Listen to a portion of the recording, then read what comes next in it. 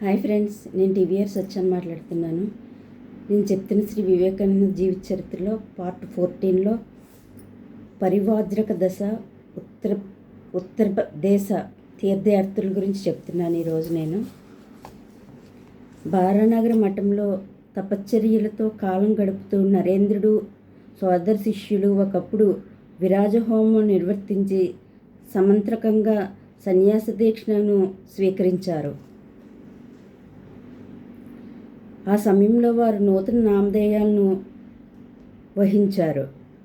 కానీ నరేంద్రుడు మాత్రం ఎలాంటి శాశ్వత నామాన్ని దాల్చలేదు. తన పరివ్రాజక దినాల్లో జనం తనను గుర్తించుకుండటానికై అతడు అనేక సార్లు పేరు మార్చుకుంటూ వచ్చాడు. అమెరికా ఖండానికి వెళ్ళటానికి ముందు అతడు క్షత్రియ మహారాజు కోరిక మేరకు జగత్ప్రసిద్ధమైన వివేకానంద నామాన్ని దాల్చాడు. ప్రారంభం నుంచి శిష్యుల్లో పరివ్రాజక జీవితేచ్ఛ ప్రబలం కాసాగింది. అనేకులు గురుదేవుల నిర్యానంతరం మాతృదేవితో బృందావనానికి వెళ్ళారు. ఇలాగే మరికొందరు హిమాలయ పర్వతారణ్యాలకు, నదీ తీరాలకు, పుణ్యక్షేత్రాలకు పయనమైనారు. నరేంద్రుడు సోదర శిష్య బృందం తనను బంధించే బంగారు సంఖ్యలని భావించాడు. సర్వసంగ పరిత్యాగానికి ఆటపట్టైన పరివ్రాజక జీవనాన్ని గడుపుతూ నూతన దివ్యానుభవాలను పొందటమే అతడి పరమ సంకల్పం.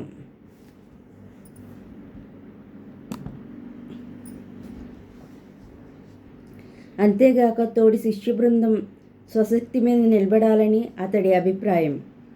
ఇలాంటి సంకల్పాలతో అతడు ఆసేతు హిమాచలం పర్యటించాడు.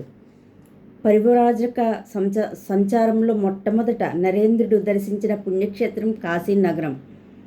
పుణ్యక్షేత్రాల్లో కల్లా పుణ్యక్షేత్రం యుగాల పర్యంతం సనాతన ధర్మ సామ్రాజ్య కేంద్రస్థానం, వేదాంత సమస్త విద్యానిలయం, యతీశ్వర కోటి నివాసం, సాక్షాత్తు విశ్వేశ్వరావాసము అయిన కాశీనగరాన్ని చేరుకుని అతడు అమందానంద సాగరంలో తేలిపోయాడు.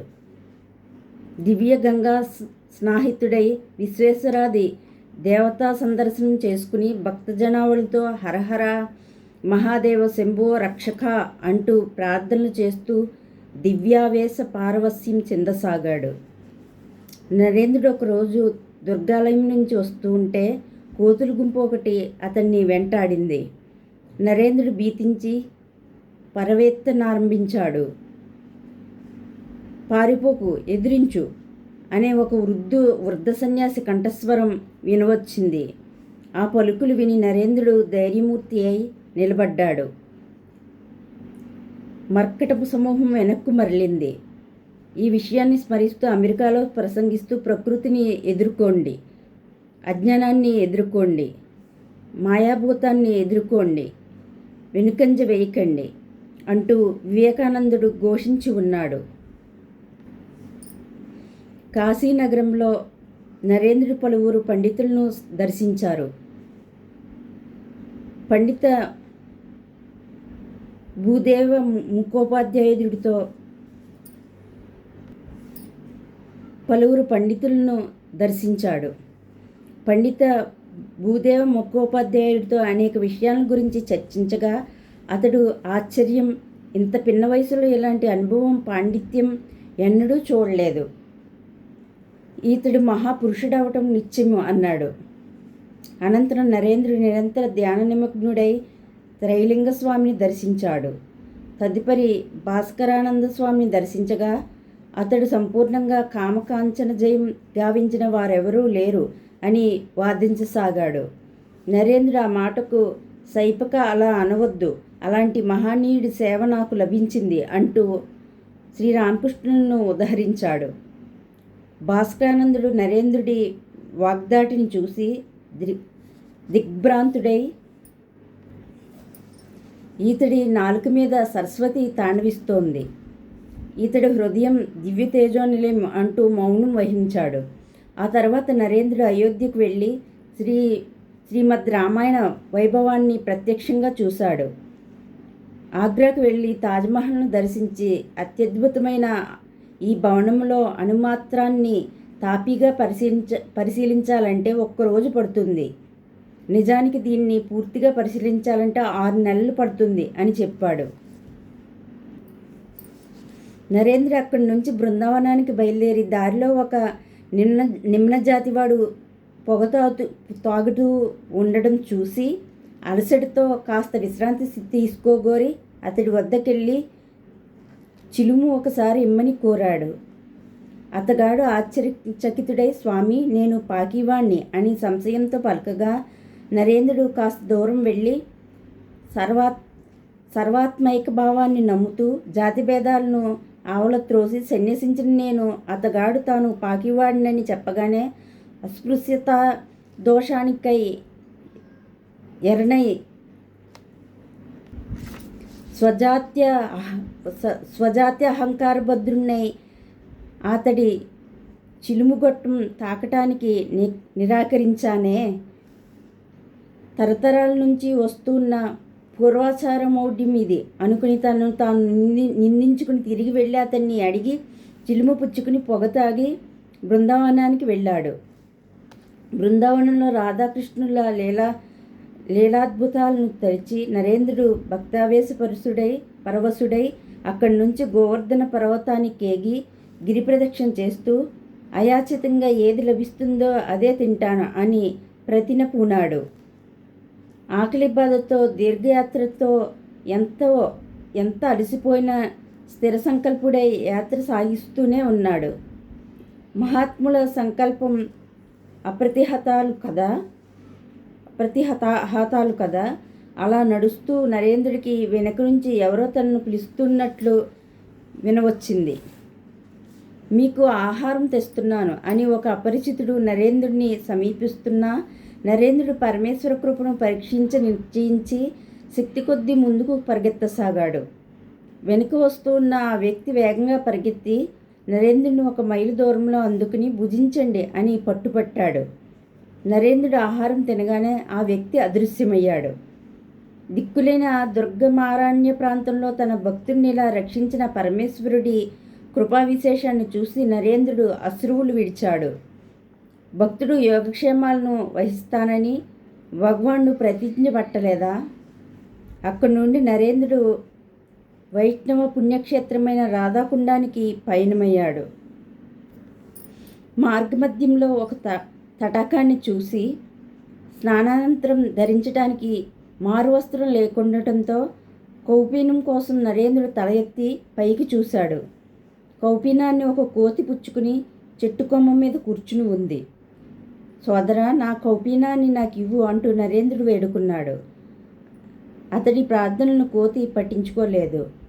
అప్పుడు నరేంద్రుడు అభిమానపూరితుడై నిరసన వ్రతాన్ని అవలంబించి అరణ్య మధ్యానికి పోసాగాడు. తక్షణమే వెనుక నుంచి ఒక వ్యక్తి కాషాయ వస్త్రాలను అన్నపానీయాలను తీసుకువచ్చి స్వీకరించమని ప్రార్థించాడు. వాటిని స్వీకరించిన నరేంద్రుడి ఆనందాన్ని ఎవరు వర్ణించగలరు? తిరిగి వెనుకకు వెళ్ళి చూసేసరికి కౌపీనం యథాస్థానంలో పడి ఉంది. అద్భుతం కదా! భక్త భగవానుల అన్యోన్య సంబంధం. అటు పిమ్మట హరిద్వారానికి పోతూ దారిలో నరేంద్రుడు హత్రాస్ స్టేషన్ వద్ద నిలవలసి వచ్చింది. ఆ స్టేషన్ మాస్టర్ శరత్చంద్ర గుప్తుడనే వంగదేశస్థుడు. సుశీల సంపన్నుడైన అతడు నరేంద్రుడి మూర్తిమత్వాన్ని గాంచి ఆకర్షితుడై అతడి వద్దకెళ్ళి, స్వామీజీ, మీకు ఆకలిగా ఉందా అని అడిగాడు. నరేంద్రుడు అవును అనగానే శరత్చంద్రుడు అతడికి దివ్య భోజనం సమకూర్చాడు. స్వామిని గురించి విని అక్కడ వంగదేశస్థులు తీర్థ ప్రజ మాదిరి స్వామి సందర్శనానికై రాసాగారు. శరత్చంద్రుడు ఒకరోజు సాధు పుంగవుడిని చూసి, మహాశయ, మీ వందనం విచార సూచకంగా ఉండటానికి కారణం ఏమిటి అని అడగ్గా అతడు ఇలా అన్నాడు. నాకు ఒక మహాకార్యభారం ఉంది. దీన్ని కొనసాగించాలని మద్గురువర్యులు నన్ను ఆజ్ఞాపించారు. దేశంలో ఆధ్యాత్మిక జీవనం అడుగంటింది. దారిద్ర్య దేవత తాండవిస్తోంది. ఇప్పట్టున మాతృదేశాన్ని పునరుద్ధరించాల్సి ఉంది. భారతదేశం తిరిగి తత్వజ్ఞాన ప్రజ్వలితమై ప్రపంచాన్ని జయించవలసి ఉంది. శరశ్చంద్రుడు ఆ దివ్యవాక్యులను ఆలకించి మహోత్సాహపూరితుడై, స్వామీజీ, ఇదిగో మీ ఆజ్ఞ ఎలాంటిదైనా పరిపాలింప సంసిద్ధుణ్ణి అని పలికాడు. దండక మండలములు దాల్చి భిక్షపాత్ర గొని ఆ మహాకార్యనిర్వహణార్థం జీవితం అర్పించగలవా? ఇంటింటికి తిరిగి బిచ్చమెత్తడానికి సంసిద్ధుడువా అని స్వామి అడిగాడు. ఆహా అని శరశ్చంద్రుడు ధైర్యంతో పలికి భిక్షపాత్రను పుచ్చుకుని స్టేషన్లోని సేవకుల వద్ద యాచించడానికి బయలుదేరాడు. ఒకరోజు ఉదయం నరేంద్రుడు అక్కడి నుంచి బయలుదేర నిశ్చయించాడు. శరశ్చంద్రుడు తనను శిష్యుడిగా అంగీకరించమని నరేంద్రుని ప్రార్థించాడు. నా శిష్యుడవగానే సర్వం సిద్ధిస్తుందని తలచుకు. భగవంతుడు అందరిలోనూ నెలకొనున్నాడని గుర్తించి నువ్వు ఏ కర్మ నిర్వర్తించినా శ్రేయోదాయకం అవుతుంది. నేనన్నప్పుడు వచ్చి నీతో ఉంటానులే అంటూ నరేంద్రుడు ఎంత చెప్పినా శరశ్చంద్రుడు అంగీకరించకపోవడంతో చివరకు అతడికి ఉపదేశం చేశాడు. తన ఉద్యోగాన్ని మరొకరికి అప్పగించి శరశ్చంద్రుడు నరేంద్రుడితో ఋషికేశానికి బయలుదేరాడు.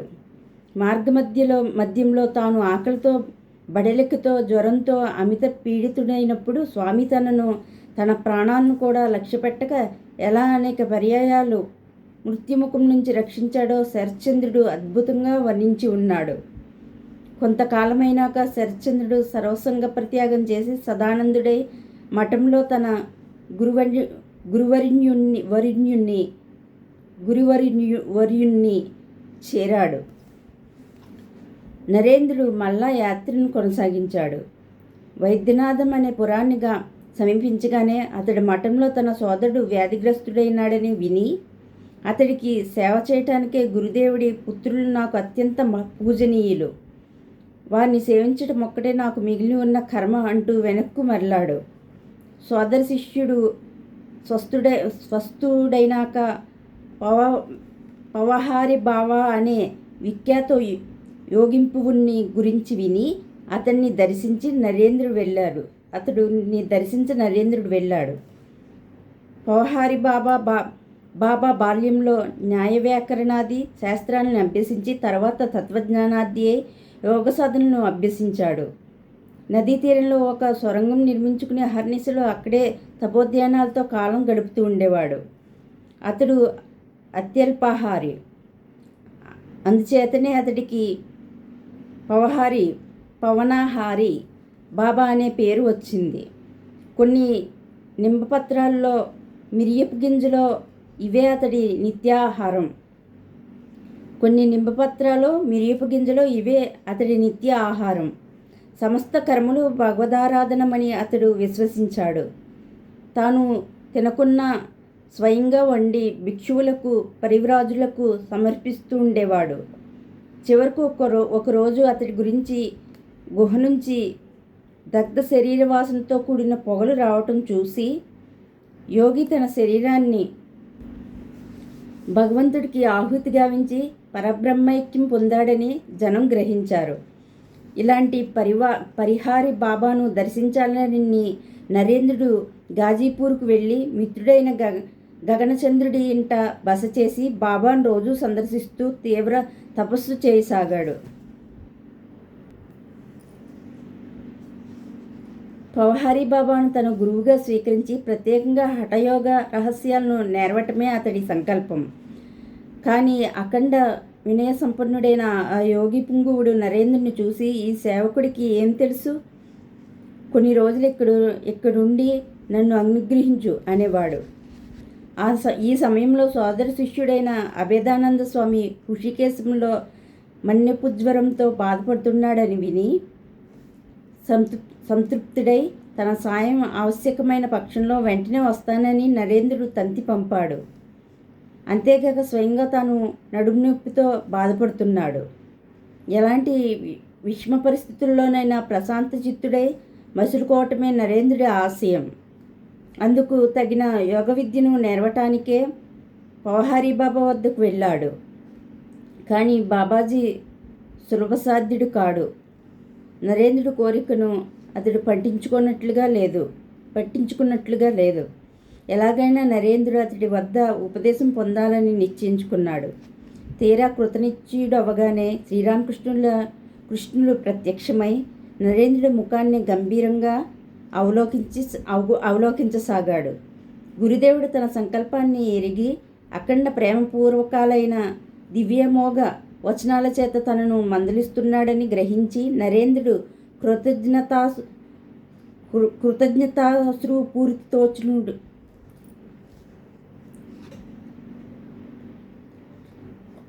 కృతజ్ఞతాపూర్ణుడై లజ్జావనిత వదనుడైనాడు. చాలా రోజుల వరకు నరేంద్రుడు ఇలా శ్రీరామకృష్ణుల ఆకృతిని గాంచాడు. అనేక రోజుల దాకా అతడు తన జీవితంలో ఎన్నడూ ఎరగని దుర్భర మానసిక వేదను అనుభవించాడు. వారిద్దరి మధ్య ఆ రోజుల్లో ఏం జరిగిందో, ఎలాంటి అద్భుతాలు సంభవించాయో నరేంద్రుడు ఎన్నడూ వెల్లడించలేదు. పర్యవసాన శ్రీరామకృష్ణుడే విజయోపేతుడైనాడు. నరేంద్రుడు తన సంకల్పాన్ని వదులుకొన్నాడు. తన అపరాధాలను సైరించి తాను ఆధ్యాత్మిక జన్మ ఎత్తినది మొదలు కన్నతల్లి మాదిరి పెంచి ఘోర సంఘటన పరిస్థితుల్లో మహావ్యామోహ సమయాల్లో శ్రీరామకృష్ణుడు తనను ఎలా రక్షించాడో స్వామి రాసిన లేఖలు వేణోళ్ల చాటుతున్నాయి. అభేదానందుడికి జబ్బు చేసిందని విని స్వామి కాశీనగరానికి వెళ్ళి అతడి స్వస్థకు కావలసిన పరిస్థితులను కల్పించి మళ్ళా తీవ్ర తపస్సు ఆచరించసాగాడు. ఆ సమయంలో శ్రీరామకృష్ణుల గృహస్థ శిష్యుల్లో అగ్రగణ్యుడైన బలరాం బోసు అంటే వసువు మరణించాడని విని స్వామి దుఃఖసాగరంలో మునిగిపోయాడు. అప్పుడు మిత్రుడైన ప్రమదాదాసు, మీరు సన్యాసులు కదా, మీకు ఈ విచారం ఎందుకు అని అడిగాడు. అందుకు స్వామి, అయ్యా, సన్యాసి అవగానే మానవుడి హృదయం ఇంకిపోతుందని భావిస్తున్నారా? మేము సుష్ట వేదాంతం కాము అని బదులు పలికి భక్తుడి కుటుంబాన్ని ఓదార్చటానికై కలకత్తాకు వెళ్ళాడు. తరువాత శ్రీరామకృష్ణుల జ్ఞాపకార్థం గంగానది ఒడ్డున ఒక ఆలయాన్ని నిర్మించడం ఆవశ్యకమని స్వామి తన మిత్రుడైన ప్రమదాదాసుకు ఇలా రాశాడు. శ్రీరామకృష్ణుల పరిచారకుణ్ణి నేను. ఆ మహానీయుడు జన్మించి సాధన చేసిన పుణ్యభూమిలో అతడి పవిత్ర నామాన్ని నిలపడానికే, దోపిడీ చేయటానికే సమ్మతిస్తాను. దోపిడీ చేయటానికైనా సమ్మతిస్తాను. ఆ పరమపురుషుడి జ్ఞాపకార్థం ఆలయాన్ని నిర్మించలేకపోవటం అతి శోచనీయం. ఈ మహాసంకల్పమే నేడు కలకత్తా నగరంలో దేదీప్యమానమైన శ్రీరామకృష్ణ దేవాలయ రూపాన్ని దాల్చింది. పరివ్రాజక జీవితేచ్ఛ స్వామి హృదయంలో తీవ్రం కాగా అతడు పరసమాత్రాన మానవుణ్ణి పరివర్తన గావించే తత్వానుభవం లభించే వరకు మరిలేవాణ్ణి కాను అని సోదర సమితితో పలికి మాతృదేవి శారదామాత వద్దకు వెళ్ళి ఆశీర్వాదం పొందాడు. ఓకే ఫ్రెండ్స్, శ్రీ వివేకానంద జీవిత చరిత్రలో పార్ట్ 14 అయింది. నెక్స్ట్ పార్ట్ 15లో హిమాలయ పర్యటన గురించి చెప్తాను. నేను చెప్తున్న శ్రీ వివేకానంద జీవిత చరిత్ర మీకు నచ్చినట్లయితే లైక్ చేయండి, షేర్ చేయండి, సబ్స్క్రైబ్ చేయండి. నా ఛానల్ పేరు వెంకట తాడి. మీకు నచ్చినట్లయితే నా ఛానల్ సబ్స్క్రైబ్ చేసుకోండి. నేను చెప్తున్న వివేకానంద జీవిత చరిత్రలో ఏమైనా మిస్టేక్స్ ఉంటే దయచేసి నన్ను క్షమించండి. Okay friends, thank you, bye.